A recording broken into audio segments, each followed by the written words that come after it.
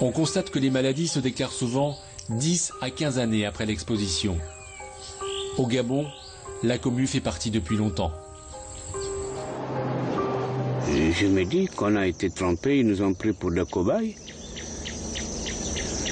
Nous avons été trompés.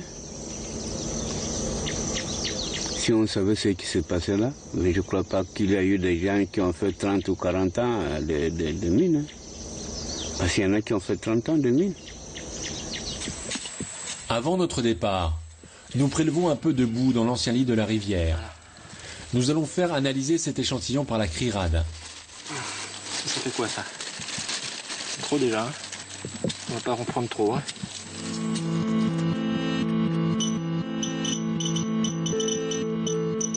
Cette association française, basée à Valence dans la Drôme, défend le droit à l'information sur la radioactivité et le nucléaire.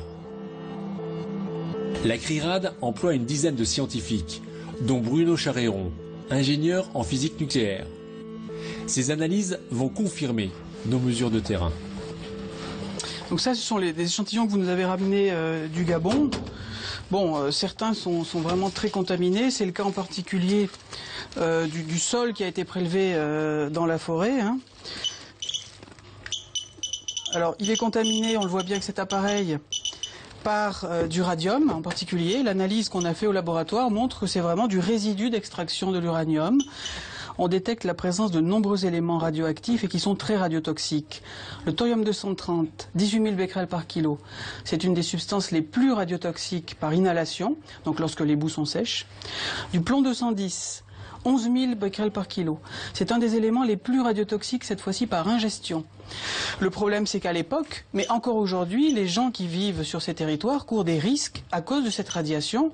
Hein, les mesures que vous avez faites montrent qu'à 1 mètre du sol, on a un niveau de radiation qui est de l'ordre de 20 à 40 fois supérieur à la normale.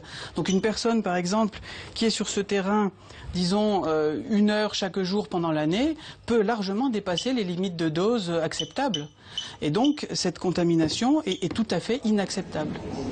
En 2005, l'ONG Médecins du Monde mène une enquête à Mounana. Son président, Michel Bruguière, est présent lors de l'expertise médicale. Pour lui, il n'y a aucun doute. Les mineurs et la population ont été exposés à la radioactivité et peuvent développer des cancers. Avec l'uranium, il n'y a pas que le poumon. Il y a le poumon, c'est vrai, hein, mais il y a le rein, hein, et ça on n'y pense pas souvent, et il y a les os aussi. Hein, c'est-à-dire qu'ils finissent par avoir des os qui se cassent, qui sont un cancer des os. Hein, bon, hein.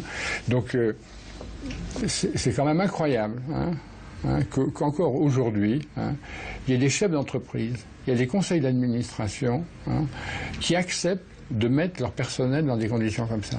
Hein. Pour moi, c'est impensable, ça, aujourd'hui.